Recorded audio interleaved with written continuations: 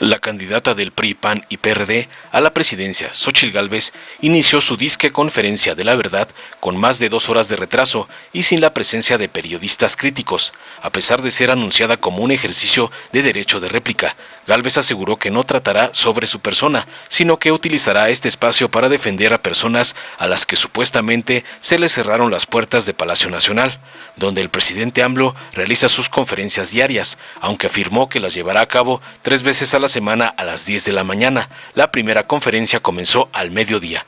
Durante su presentación, Gálvez criticó al presidente López Obrador con mentiras acerca de las cifras de homicidios dolosos, la disque militarización y el hackeo a presidencia para filtrar datos personales de periodistas. También acusó a los hombres de ser flojos, señalando al presidente como el único que se levanta temprano.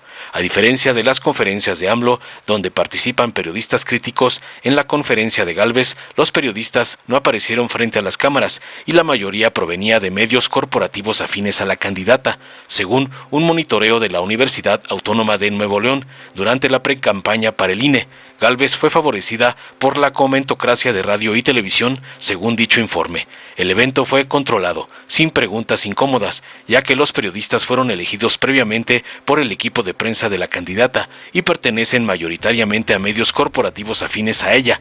En consecuencia, Gálvez no enfrentó cuestionamientos sobre su enriquecimiento, su casa roja adquirida con moches, sus vínculos con el cártel inmobiliario de la Ciudad de México, ni el ocultamiento de sus empresas y riqueza multimillonaria en sus declaraciones patrimoniales a lo largo de su carrera política, como se ha documentado en reportajes en portales alternativos serios.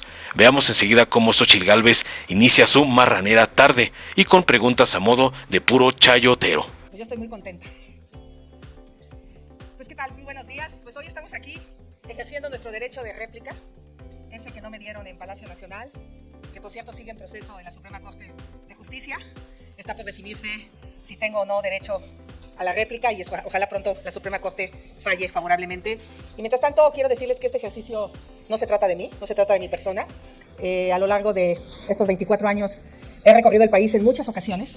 Estuve en Chiapas trabajando duro y hoy me encuentro en Chiapas con los problemas de pobreza que conocí en ese entonces, pero también con una brutal violencia debido al tráfico de personas, la trata en Tabasco. Entonces aquí vamos a hacer la voz de muchos millones de mexicanos que hoy no son escuchados, que les han cerrado la puerta en Palacio Nacional, y por eso este ejercicio. Bienvenidas todas y todos a este ejercicio de comunicación para defender la verdad, el cual se realizará 3 veces a la semana, a las 10 de la mañana, y solamente será en periodo de intercampaña. Durante todas las mañanas de los últimos 5 años, el presidente López Obrador ha envenenado la conversación pública con falsedades, otros datos y mentiras cínicas. De acuerdo a una rigurosa investigación de la consultora Spin, desde diciembre del 2018, el presidente ha dicho más de 130,000 afirmaciones falsas, engañosas o que no se pueden comprobar. En promedio, son 103 mentiras diarias. No podemos resolver los grandes problemas nacionales y la terrible crisis de inseguridad si nos quieren engañar todos los días.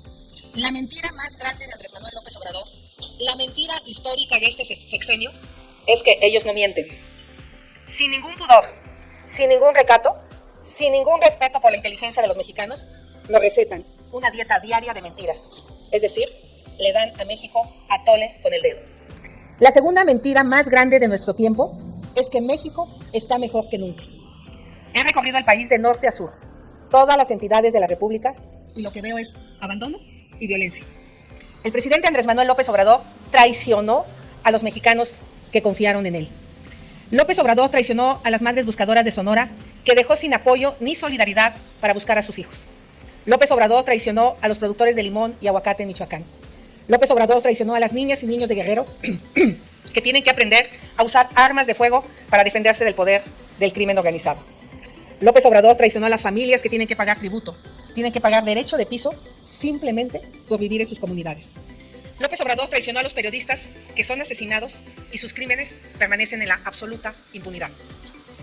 Que se lo digan a la familia de José Alejandro Nadredo García, dirigente del PRD en Veracruz, que fue asesinado de forma artera este sábado, quien se suma a Ricardo Taja Ramírez, Alfredo Lezama Barrera, David Rey González Moreno, Sergio Hueso, Miriam Ríos Ríos, Samantha Gómez Fonseca, Marcelino Ruiz Esteban y Guadalupe Guzmán Cano, aspirante de varios partidos políticos, incluido Morena, quienes han sido asesinados a partir del arranque de este proceso electoral. La mentira es que México está mejor que nunca. La verdad es que López Obrador traicionó a México. En estos ejercicios de comunicación siempre les voy a dar un dato verificado que refleje el verdadero México y así desmentir la cortina de embustes y calumnias que nos receta el inquilino de Palacio Nacional y su corcholata. El dato de hoy es que este es el sexenio más violento de nuestra historia.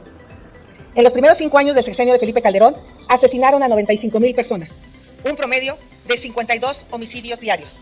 En los primeros 5 años del sexenio de Enrique Peña Nieto, asesinaron a 120,000 personas, un promedio de 66 homicidios diarios.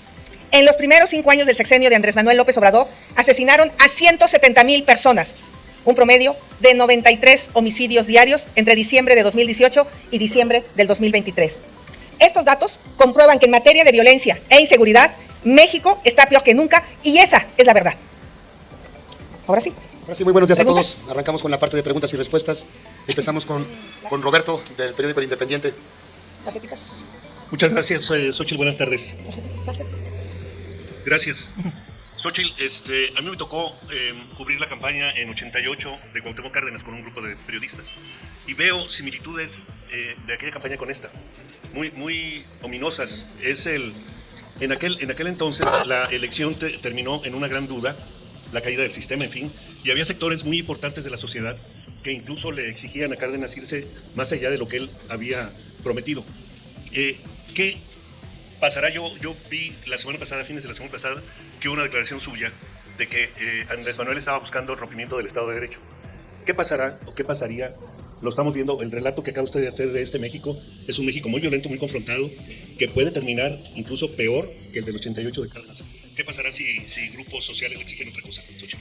Bueno, primero, le tengo un gran cariño al ingeniero Cuauhtémoc Cárdenas. Yo pensé que el parecido era porque los dos somos ingenieros, somos egresados de la Facultad de Ingeniería, tenemos un pensamiento analítico, matemático, somos buenas personas. Yo creo que el ingeniero es una muy buena persona, buscamos el bien de México. El presidente rompe todos los días con la ley. Es increíble cómo utiliza sus conferencias de prensa para impulsar a su corcholata, sabiendo que eso es ilegal. Vimos cómo medios públicos como La Hora Nacional se dedican a promover a su corcholata sin ningún pudor, con dinero público. Eso está claro. El presidente está dispuesto a usar los programas sociales en beneficio de ella y ella misma se los acredita. Y bueno, yo espero que el INE termine ya de resolver sus conflictos internos, sus nombramientos y se puedan dedicar a sancionar todos estos actos donde se usa dinero público. Yo sigo pensando que es tan contundente el pensamiento de las personas en el sentido de que México requiere fortalecer la democracia, que no tengo ninguna duda que en junio, llegado el momento, la gente va a tomar una decisión inteligente, contundente, para no dejar dudas. Gracias. Segunda pregunta, Julio Astorga, Latinus. Hola, ingeniera, buenos días. Bueno, buenas tardes. El viernes tuvimos en el programa de Broso a Guadalupe Acosta Naranjo mencionando que a los ciudadanos se les tiene que mencionar que deben ponderar el pragmatismo en lugar de para las próximas elecciones, de acuerdo con su visión y la visión de otras personas. Bueno, hay mucho en juego el 2 de junio.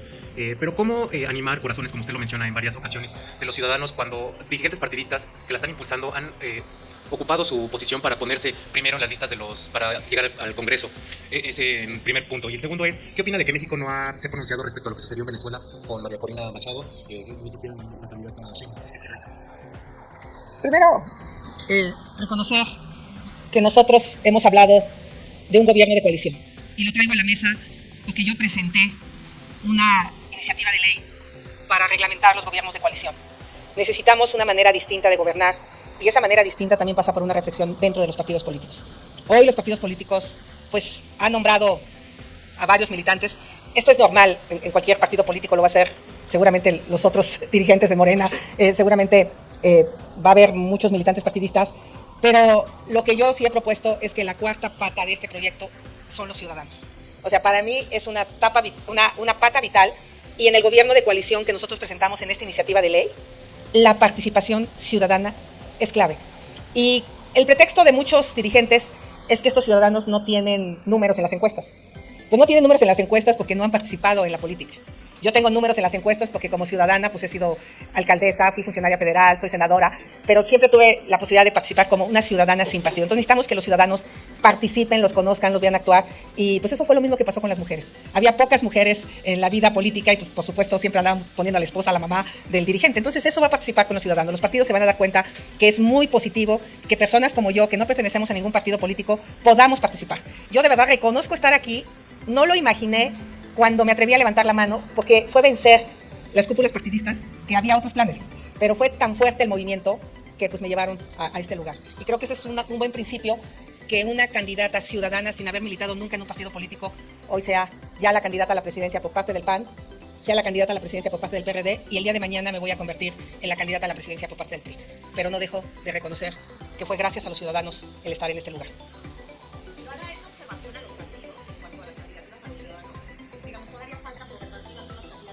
Se están considerando varios espacios para ciudadanos sin partidos. Entre ellos he mencionado a Alessandra, que es una ciudadana, una activista que va a estar participando y está en la segunda fórmula del Senado. El propio Germán Martínez, que no tiene partido político, está en las listas. Margarita Zavala, que también es una persona hoy sin partido, está. Yo creo que si vamos revisando las listas, sí hay varias personas sin partido político, pero es importante más personas. Ahora, también tengo que aclarar que yo he invitado a algunas personas y de repente tienen un poco de miedo al gobierno. Les da miedo las auditorías, les da miedo entrarle a la política, porque este es un gobierno muy represivo. Mal, porque obviamente, pues si los invitas a desfilar el 16 de septiembre, obviamente no vas a cuestionar lo poco democrático que son o lo cero democrático. Sacar a la mala a una opositora que tenía muchas posibilidades de ganar, pues eso es digno de un gobierno autoritario como el de Venezuela. Siguiente pregunta, Jorge Chaparro, de Mega Noticias. ¿Qué tal, candidata? Buenas tardes. Yo quiero insistir un poco sobre esta situación, porque el argumento que nos acaba usted de comentar que escriben los partidos políticos es que los ciudadanos no tienen representación en las encuestas. Pero ¿qué representación puede tener los tres partidos los presidentes de los tres partidos políticos que la postulan cuando son los presidentes más perdedores de la historia de estos partidos políticos? Dejaron ir absolutamente todo y hoy se colocan en la primera línea de las listas de plurinominales, como si se lo merecieran, pues. El 18 va a tener usted una marcha ciudadana, bueno, lo va a tener el país, una marcha ciudadana donde la exigencia será precisamente la participación ciudadana en la política. Hoy, hasta su candidatura les está regateando espacios, algunos espacios para ellos. La pregunta en concreto es, ¿la ciudadanía podría sentirse representada por usted realmente cuando no hay espacios para los ciudadanos en la política? Y, si me lo permite, tendría un segundo cuestionamiento.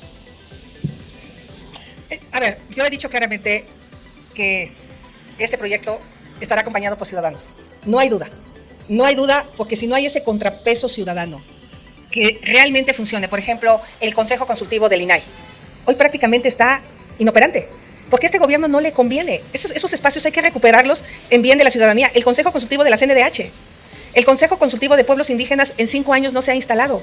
Entonces hay varios espacios de participación ciudadana que hoy con este gobierno simple y sencillamente han cancelado, y para mí de entrada hay que recuperar esos espacios que ya están en la ley y que no se ejercen porque el gobierno no quiere tener quien los supervise. En mi caso, yo feliz de que participen, feliz de que sean un contrapeso, porque es lo que hace y evita la corrupción. Entonces, yo obviamente he abogado por varios ciudadanos dentro de los partidos para que se les tome en cuenta, pero esta lógica tiene que cambiar y también los ciudadanos tienen que ser mucho más duros en su participación, pero lo que a mí me toca, lo que yo estoy aspirando es el Ejecutivo. No, yo no puedo dar órdenes en el PRI, en el PAN o en el PRD. Ellos toman sus decisiones de manera colegiada, pero por supuesto que para mí la participación ciudadana es indispensable para que una democracia funcione. ¿Estaría pensando en el gabinete como esta participación ciudadana? Por supuesto, lo dijo usted, yo no lo puedo decir. La segunda pregunta, si me lo permite, candidata, sería respecto de este tema que tocó usted, seguridad. El país se encuentra militarizado, no solamente la seguridad, sino bueno, también ahora las empresas públicas están ya militarizadas. ¿Cuál es su propuesta? Bueno, ¿cuál sería el planteamiento ante una militarización de esta naturaleza? ¿Debe el ejército regresar? ¿Debe mantenerse en la Guardia Nacional? ¿Debe el ejército seguir siendo hoy quien atiende la seguridad pública? ¿Qué pasa con las policías locales, las policías estatales, las policías federales? ¿Volverán a aparecer? ¿Tiene usted algo al respecto? Bueno, es una pregunta muy amplia. Te voy a contestar con mi postura que he tenido como senadora. Por supuesto que esta es otra de las grandes traiciones del presidente a los mexicanos. Él dijo que el ejército regresaría a los cuarteles. Y no solo no lo regresó, violó la Constitución para que la Guardia Nacional hoy tenga un mando militar, no obstante que la ley mandata un mando civil. Y yo voté en contra de la ampliación de este mando en la Guardia Nacional como senadora de la República. Yo siempre estaré absolutamente de acuerdo en que se fortalezcan las policías municipales. Y los casos de éxito que tenemos como Yucatán, pues habla de policías municipales bien pagadas. Me entregaron un estudio donde más del 80% de los policías municipales no tienen seguridad social. No hay manera que los policías defiendan a los ciudadanos si no tienen el piso mínimo de protección. Quiero pensar en estos 4 policías que fueron asesinados este fin de semana en Celaya. Espero que su familia haya quedado protegida, porque yo me encontré una policía en Michoacán, mujer, que su compañera fue asesinada y no tenía ningún seguro. Y ella renunció inmediatamente, dijo, ¿qué hago aquí? Si me matan, ¿qué va a ser de mis hijos? Entonces, por supuesto que hay que fortalecer la seguridad pública, pero este gobierno le quitó el dinero a las policías municipales, le quitó el fortalecimiento. Entonces, yo lo que te diría, hoy hay notas de cómo las aduanas están tan corruptas como antes. La llegada de los militares no cambió los niveles de corrupción y necesitamos a los militares en la seguridad nacional. Estuve en Acapulco y yo no vi el plan de M3 como otros años. No estaba todo el ejército ayudando a la sociedad porque los tienen ocupados bacheando. Ahora ya bachean carreteras. O sea, hoy aduanas bachean la megafarmacia a llevar las medicinas. No, el ejército no está para eso. Hay que volverle la dignidad al ejército. Yo quiero dignificar a los militares porque me duele ver cómo lo sacan con escobazos, con gritos de los poblados. Se está perdiendo el respeto al ejército y eso no lo podemos permitir.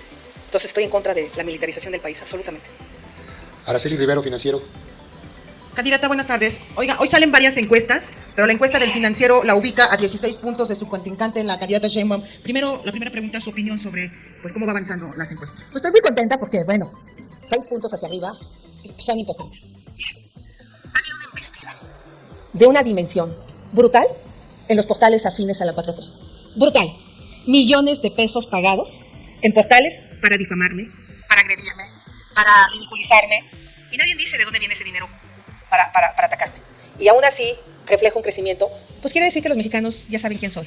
Ya leyeron mi historia, ya saben que soy una mujer honesta, que soy una mujer trabajadora, que soy una mujer que siempre se ha preocupado de a de veras de los más pobres. Y eso, tarde que temprano, se iba a reflejar en las encuestas públicas. 6 puntos arriba es una buena noticia y a mí lo que me refleja es un crecimiento positivo. Se los he dicho, esto se va a cerrar y a medida que se cierre, este gobierno se va a radicalizar. Así es que estoy lista para lo que venga y le vuelvo a decir al presidente, pues no le tengo miedo. Candidata, y la segunda pregunta es en relación a la lista de los periodistas que cubren la mañanera y que se filtró. Hoy el presidente López Obrador reconoce que hubo un hackeo, pero él responsabiliza a la oposición. Incluso dijo que detrás de esto está Claudio X González. ¿Qué opinión le merece esto? Cuando no das resultados, das pretextos. Eso se llama ser ineptos. Y lo que son los ineptos. Cancelaron muchos recursos para softwares de protección. Obviamente todo el mundo nos intenta hackear. ¿Saben cuántas veces me han intentado hackear? He tenido momentos críticos de hackeo a mis cuentas, pero obviamente tengo una protección a mis redes que lo he detectado y pues he logrado evitar el hackeo. Pero la verdad es que traer a gente con el cero conocimiento en materia de seguridad cibernética tiene sus resultados. Si hackearon al ejército, que no hackeen a Palacio Nacional, de verdad deja mucho que desear la capacidad y el talento de este gobierno. Es su responsabilidad. Que deje de echarle la culpa a los demás. No más faltó que dijera que era Calderón el culpable. No más le faltó. Porque todo lo que pasa en este país es culpa de Calderón. Entonces, es su culpa. Es la culpa de ellos. Que dejen de responsabilizar a otros mexicanos de su ineptitud, de su incapacidad. ¿Cómo si hay dinero para la corrupción de los López y no hay dinero para los softwares? Tania Gómez, la lista. Hola, candidata. Buen día. Pregúntale, Alejandro Rojas Díaz Durán ya es un hecho que va a estar con usted. Si va a tener algún cargo al interior de su equipo principal. Y si va a abrirle la puerta a cualquier morenista sin condición alguna o qué condición le pondría, acaso, a quienes deciden abandonar las filas de Morena para buscar estar con usted. Y si me permite, le hago otra pregunta. Mira, yo con el senador construí una buena amistad porque éramos compañeros de curul y platicábamos mucho. Y siempre, pues me decía que estaba de acuerdo con lo que yo decía, pero que no podía votar porque pues obviamente les daban línea en su partido. Eso lo viví mucho con él. Sí tuvo votos diferenciados, sí tuvo votos valientes, sí hubo momentos en donde dijo de plano esto de la militarización o este tema no lo voy a votar.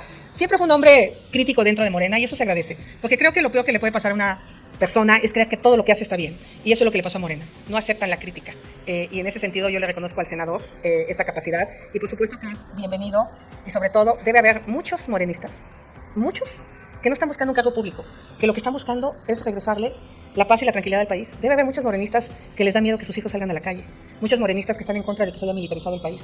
Seguramente hay morenistas sin medicamentos que hablan a la megafarmacia y les toman el pelo. Todos esos son bienvenidos.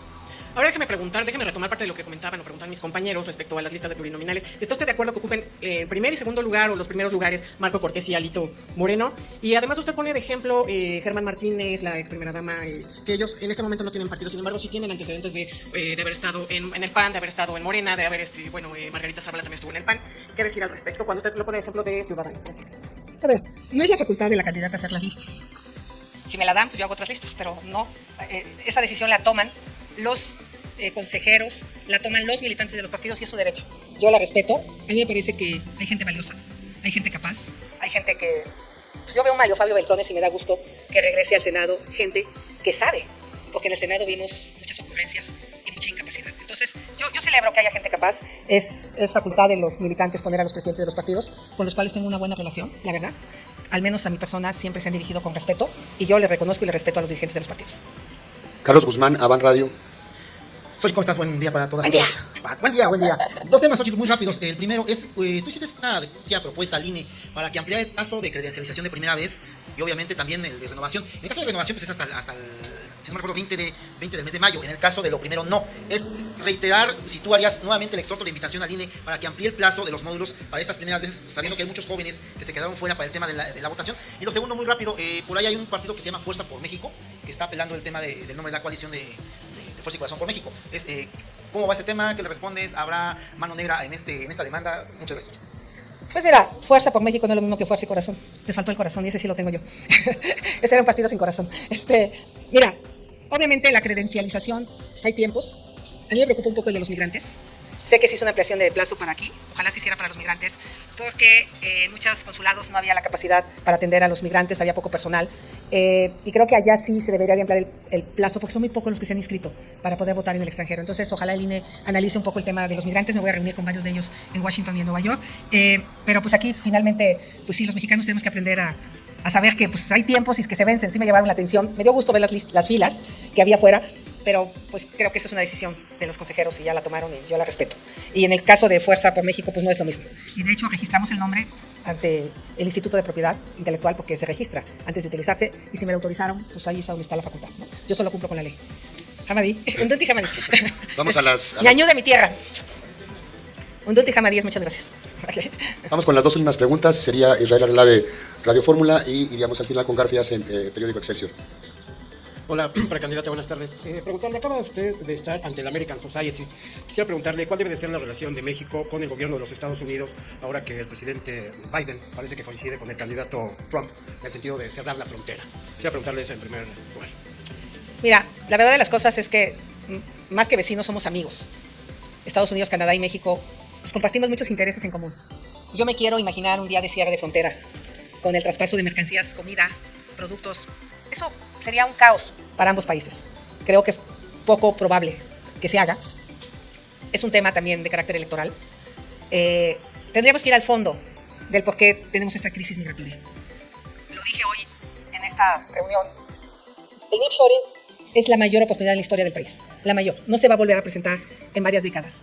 Y yo estoy segura que si hiciéramos el trabajo de este lado, si hubiera una mente que le entendiera al mundo y no una mente que piense en el pasado, México podría estar trayendo muchas de esas inversiones. ¿Qué pasó con el litio? Lo nacionalizamos y se fregó la cosa. O sea, y cuando ya saquen el medio kilo de litio, pues a lo mejor las baterías ya son de sodio o de otro mineral. Entonces hay momentos, hay oportunidades que se dejan pasar y ese es el momento donde podemos generar empleos bien pagados y así evitar la migración de nuestros mexicanos a Estados Unidos. De verdad. Y entonces Estados Unidos suplicaría mano de obra mexicana. Esa sería una relación totalmente distinta. Y el tema de los centroamericanos, pues tenemos que reanalizar. ¿Por qué aceptamos ser tercer país seguro sin ninguna condición a cambio? En los años anteriores no se había aceptado porque debe haber habido un recurso económico que permitiera invertir en capacitación, en centros migratorios ordenados, no centros migratorios, diría yo, más bien albergues para ellos, para esperar, capacitación para el empleo y que puedan tener un empleo en lo que les dan su visa humanitaria. Hay mucha necesidad. De hecho, hay una empresa que ha contratado a 2,000 migrantes en trabajo temporal. O sea, trabajo ahí en México. Entonces creo que tenemos que abordar la relación de una manera distinta, no con valentonadas, sino más bien con inteligencia. Entonces, pues ahorita que pase la campaña ya después nos sentamos. Oiga, y dos, rápidamente, ¿qué le respondería el presidente de la República cuando se enteró de este ejercicio, de esta conferencia hoy vespertina? Dijo que los fifís no se despertaban temprano, no se levantaban temprano. Pues mira, yo creo que hay miles de mexicanos que nos levantamos temprano. Su servidora se levanta todos los días 5:30 de la mañana. Todos los días. Y desde niña me levanto muy temprano. Soy una mujer que se levanta temprano como miles de mujeres. Esas son las verdaderas mañaneras, por cierto. Las que llevan a sus hijos a la escuela, las que salen a vender los tamales, las que salen a trabajar, las que van a la universidad. Él es el único hombre que conozco que se levanta temprano, pero no para trabajar, sino para fregar a los mexicanos, a los periodistas y a quien se le cruce enfrente. Última pregunta, Francisco Garfias. Xochitl, iniciaste la conferencia hablando de esa catedral de las mentiras en las que se ha convertido la mañanera. A propósito, el presidente López Obrador dijo hoy en la mañana, en 30 minutos de discusión que tuvo con Jorge Ramos, que México es un país pacífico, donde hay crecimiento, donde hay empleo y donde hay bienestar. ¿Cuál sería tu respuesta a esta reflexión? Porque a mí me brincó. Es que el presidente cree, yo creo que como dejó de subirse en los aviones comerciales, yo creo que por miedo, a los reclamos. No se atrevió a ir a Acapulco, no se atrevió a caminar por las calles de Acapulco, seguramente por miedo, por los reclamos, porque decía que en 48 horas quedaría la energía eléctrica reinstalada, cuando pasaron semanas y semanas, porque no se dio cuenta de la dimensión del desastre, porque él vive apartado con lo que le dicen sus asesores. Y de hecho, su candidata, su corcholata, dice lo mismo, que México está mejor que nunca, que México está pacífico, porque obviamente sus hijos son a los que sí les ha ido bien. A los López les ha ido extraordinariamente bien. Tienen seguridad, tienen escoltas, o sea, sus hijos. Pero hay una señora en el Zócalo esperándome porque mataron a su hija hace 3 años y no la han recibido. Hay mujeres que buscan todos los días a sus hijos. Hay comerciantes en el Estado de México que les cobran derecho de piso en el pollo y en el huevo. O sea, no hay manera de decir eso, porque él no tiene corazón, porque él no siente lo que están sintiendo los mexicanos. Es un hombre insensible, que no le importa el dolor de los mexicanos. Solo así puedes hacer una aseveración de ese tamaño. ¿Por qué se han ido tantos mexicanos al exterior a buscar trabajo? Por supuesto que los sexenios de Fox, de Calderón y de Peña, dejó de haber tanta migración. Hoy se fue hacia arriba por 2 razones. Una por empleo y otra por inseguridad. Mucha gente está dejando sus estados por la inseguridad. Entonces le diría al presidente, salga a la calle, camine, dése una vuelta, súbase a un avión público, súbase al avión nuevamente, vaya a Acapulco, camine las calles y va a ver lo que se va a encontrar. Vaya a Texcapilla, hable con los ejidatarios. Vaya a Michoacán, hable con los aguacateros, hable con los limoneros, hable con las madres buscadoras. Ya sálgase de Palacio Nacional. México no es Palacio Nacional. México es un país que está sufriendo. Muchísimas gracias a todos. Dale en me gusta, suscríbete, activa la campanita y compártelo para que más gente lo vea.